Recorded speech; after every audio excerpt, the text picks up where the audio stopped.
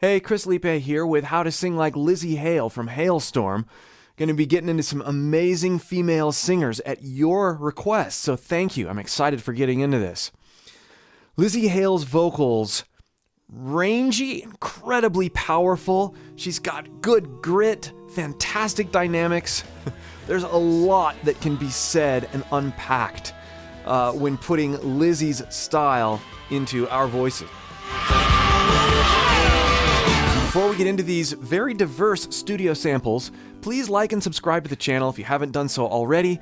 And if you'd like me to be your vocal coach and help you put some of these kinds of techniques in your own voice on a deeper level, click the link below and join my free voice course. All right, let's get into it. Example 1.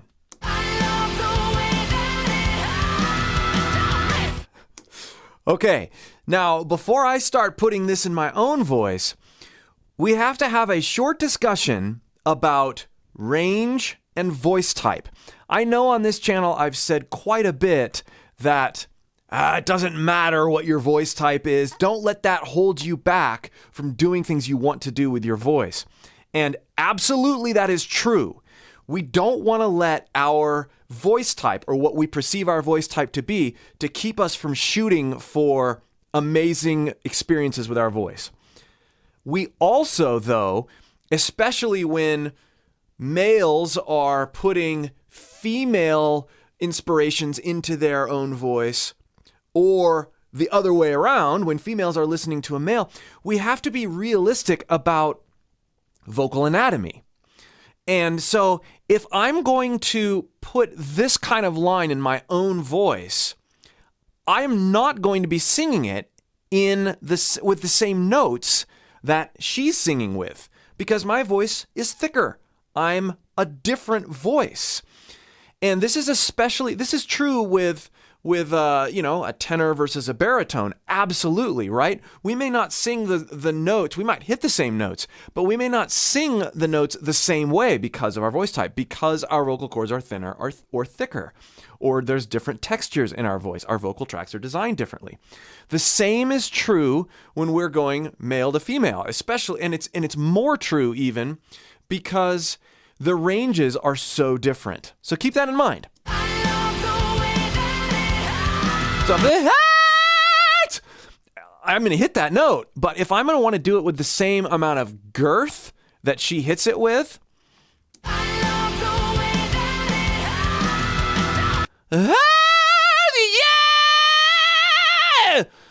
it just doesn't sound quite the same. It sounds kind of cool, but it sounds a little The Darkness. Let's unpack the beginning first.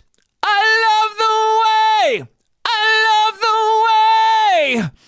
Bring that down just a little bit. I love the way. Now, if I sing this closed up, even with the same amount of power, I love the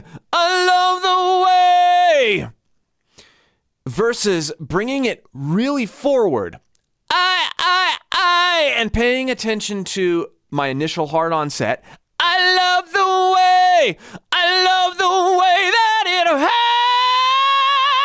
hurts, and then continuing to be wide open and forward as I belt up into that belty mix, which is absolutely what she's doing. She starts forward and bright. She's not doing the vomit thing, and she doesn't do that very much. She has this sort of relaxed posture while she's also very aggressive and forward. It's a neat sound.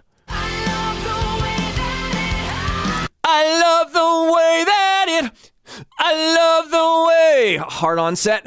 I love the way that it hurts. Now, I'm going to add that false chord squeeze. I've talked about this a lot on the channel. She's doing the same thing that Chris Cornell does, that Sammy Hagar does. A lot of these guys do it, and she's doing the same thing. It just sounds so unique and awesome with her vocal timbre. So if we go to that last note, I love the way that it hurts. I love the way that it hurts. False chord squeeze. Approach it clean first. Yay! Put it on top. It is absolutely an additive thing. Okay, next. Okay, now this grit is different.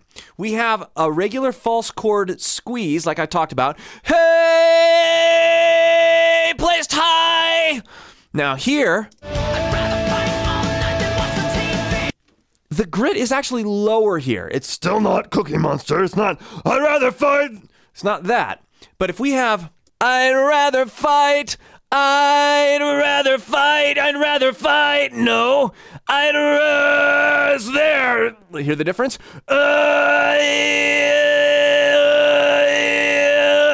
What I'm doing is I'm lowering the point of engagement. Now, I talked a lot about on this channel about having the grit high. This is still above my larynx. We're not swallowing it.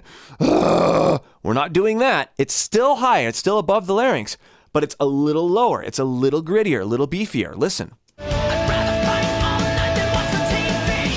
I'd rather fight all night than watch the TV. This is a little James Hetfield, but I could do the grit higher. I'd rather fight. I'd rather fight. That's more than just placing it more in my nose. I'd rather fight.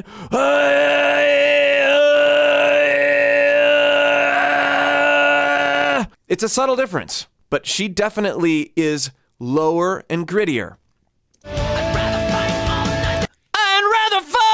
I'd rather fight all night than watch the TV! I'd rather fight all night than watch the TV! Versus, I'd rather fight all night than watch the TV! Right? And if I put it more in my range so it matches her level of intensity and her... I put it in the same place in my range that she's putting it in her range. I'd rather fight all night and watch the TV versus I'd rather fight all night and watch the TV. It's nasal, slightly lower engagement. Here we go. Next. I've been a wreck since you changed. Now I want to point out here her timing. And the way she splits up changed. I've been a wreck since you changed. That split on that word, it would have been very easy to, I've been a wreck since you changed. That's pretty, that works. But she's floating over this rhythm and it sets up the groove really, really well. She also just has a wonderful middle to lower sounding voice also. Next.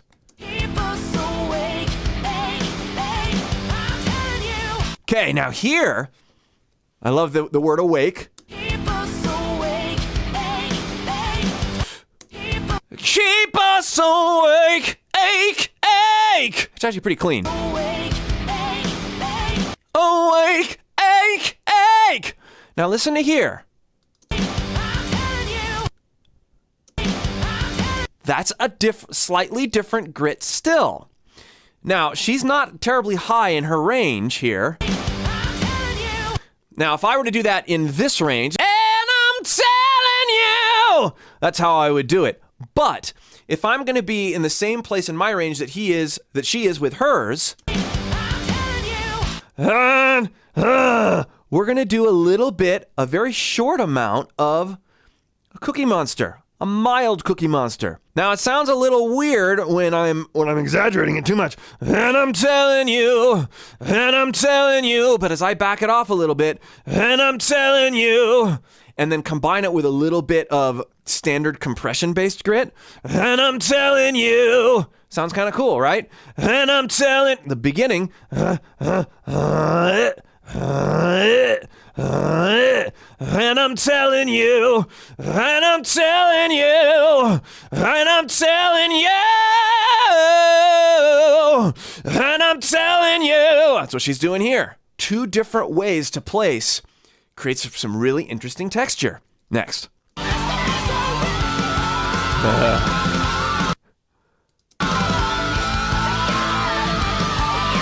That note is just mint.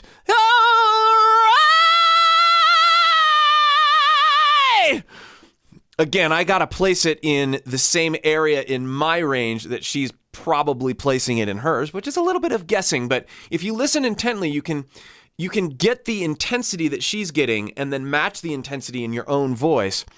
But this, this is very Chris Cornell, right? That kind of, it's smooth, but it's kind of mild, but really intense. And it's that false chord squeeze. It's not an all-out, yeah! It's not that. It's, yeah! Right? But let's get into this one here.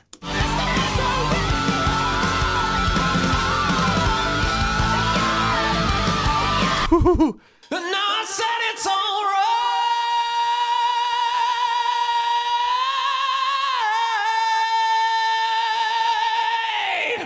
All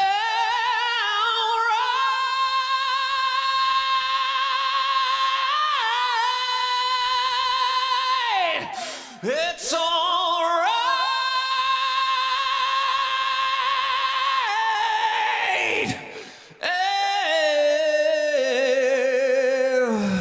Next. You watch me every night, and I just can't resist the urge.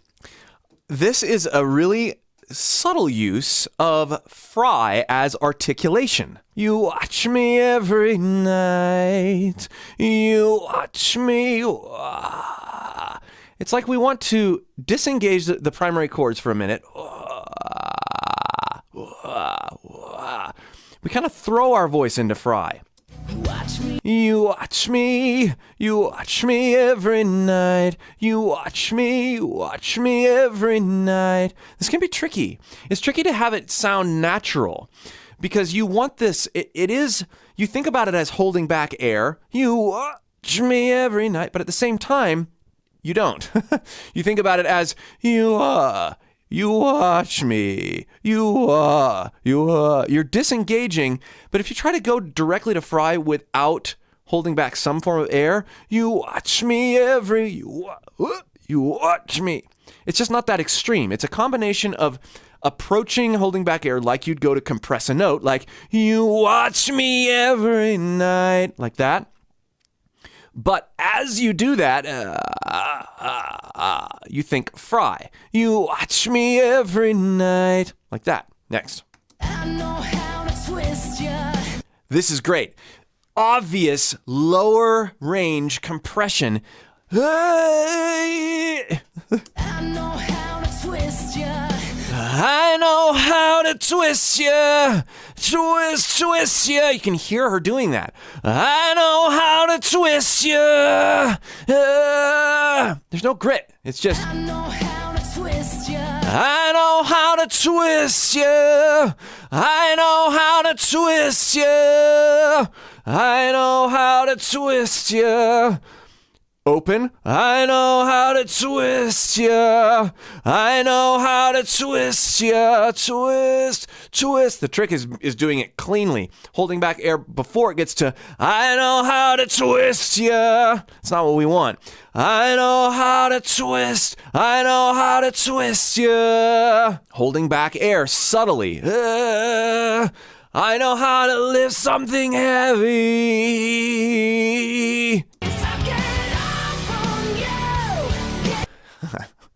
Love the rhythm. I love her grit as she says off. I get off on you.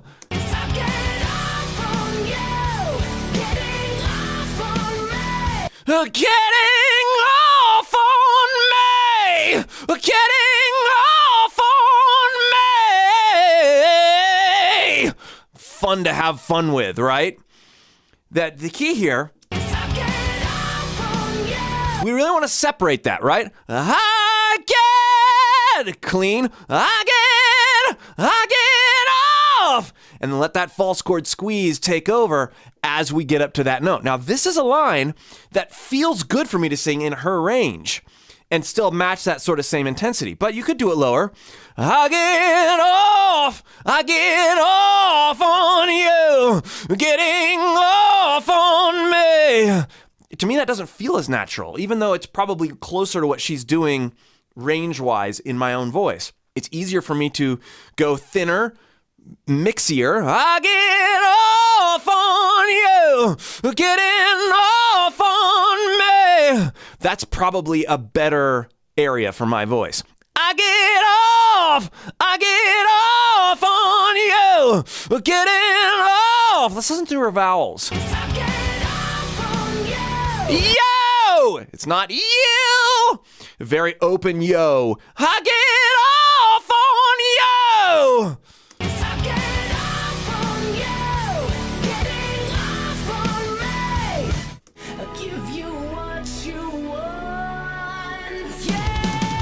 Ah, listen to this. At the beginning, I give you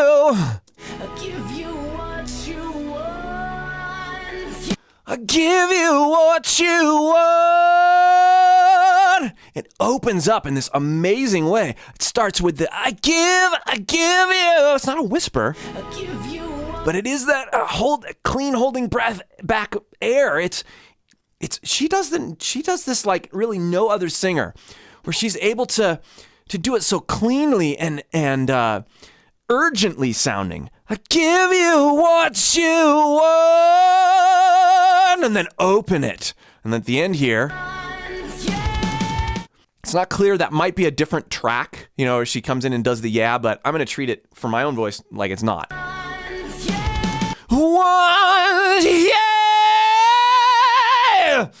I give you what you want, yeah! I love the journey that you go on in this section. Starting with the, I give you what you want, yeah! If we put it in speech level, that's the amount of intensity that we've got. But it's that subtle holding back of air that makes this line. I give you what you want, yeah! I give you what you want. I give you what you want, yeah! Next.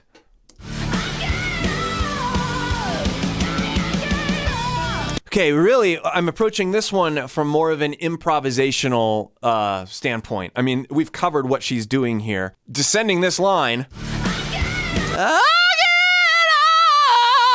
I get off. It's not gonna fly really with my voice in that range. Yeah!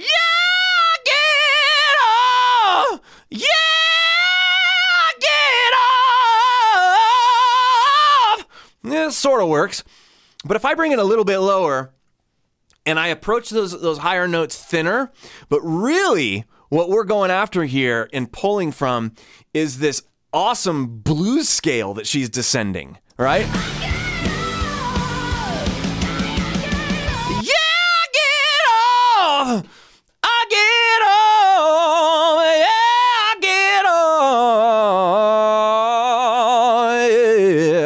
And I've been alluding to this as I've been, improvising over some of what she's been doing.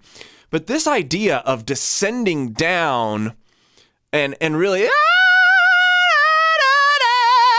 the roots. Yeah. That is the essence of a blues, that flat five, the 5 to flat 5. Yeah.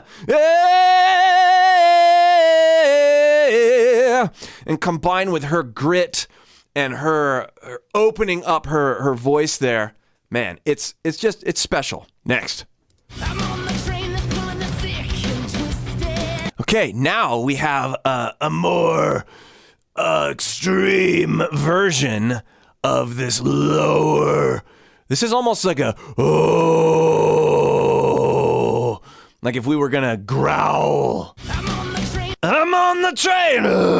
I'm on the train. It's pulling the sick. We have that same sort of retreat to fry with the compression initiated retreat to fry. That's how we'll describe that. I'm on the train that's pulling the sick. with a lower grit there. This is not, I'm on the train that's pulling the sick and twisted. No, it's, I'm on the train. I'm on the train. And it gets higher, but it starts with that kind of gravelly, lower sound. Ooh, that's lower, but still above the larynx. I'm on the train that's pulled. I'm on the train that's pulling the sick. Now, I'm on the train that's pulling the sick. She is moderating her grit, and I am too, through different textures, different placements, and it's so awesome. Fun. Next. Wave your flag. Wave your flag. Wave your flag. I like how it starts with that false chord squeeze at the beginning. Wave. Wave your flag! And it's very clean. Wave your flag! Great line. Are you a freak like me? Ah, I like these spoken sort of. Are you a freak? Are you a freak like me? Are you? Are you a freak like me? That grit at the beginning. Ah! Are you a freak like me? Are you? Are you a freak like me? We're not really going for notes. Are you a freak like me? I like that she does this. She has that me. Not quite like that. It sounded more like a dying lamb.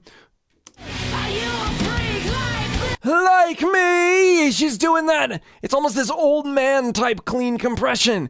Are you a freak? She starts dirty. Are you a freak like me? Are you a freak like me? And then we have just a wonderful, wonderful ending here.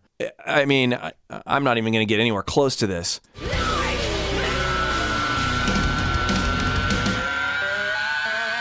I love it. It like joins forces with the heavenly guitars.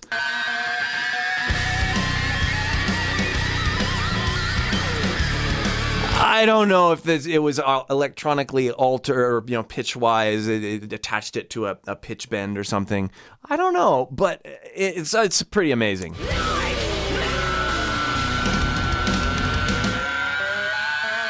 Such a wonderful, smooth, gritty false chord engagement scream. And her timbre is just, it couldn't be any cooler. Thanks so much for watching How to Sing Like Lizzy Hale. Amazing vocalist. I had a lot of fun with this one. Thank you so much, everyone, for requesting it. If you haven't already, please like and subscribe to the channel. And again, if you'd like more help with your own voice, you'd like me to come alongside you as your vocal coach, the first place to start is clicking that link below in the video info and joining my free course. We'll see you for more.